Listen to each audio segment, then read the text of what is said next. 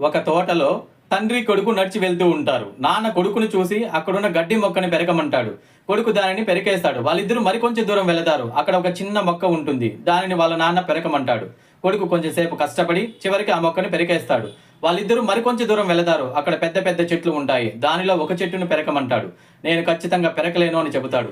ఇదేలాగే మనలోని హ్యాబిట్ అనేవి మన మీద ప్రభావం చూపుతాయి. మంచి హ్యాబిట్ అయినా సరే, చెడ్డ హ్యాబిట్ అయినా సరే ఒక చిన్న గడ్డి మొక్కలా మొదలవుతుంది.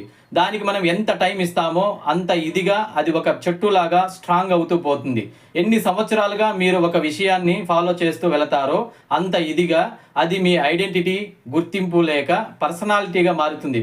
కొన్ని సంవత్సరాలుగా ఒకడు తాగుతూ ఉంటే అతనిని తాగుబోతూ అంటారు. చాలా సంవత్సరాలుగా ఎక్సర్సైజ్ చేసి బాడీకి ఒక మంచి షేప్ని తీసుకొస్తే అతనిని బాడీ బిల్డర్ అంటారు. ఎలాంటి ఒక హ్యాబిట్ని తీసుకొని ఎలాంటి ఐడెంటిటీని పొందాలనుకుంటున్నారో మీరే చూస్ చేసుకోండి.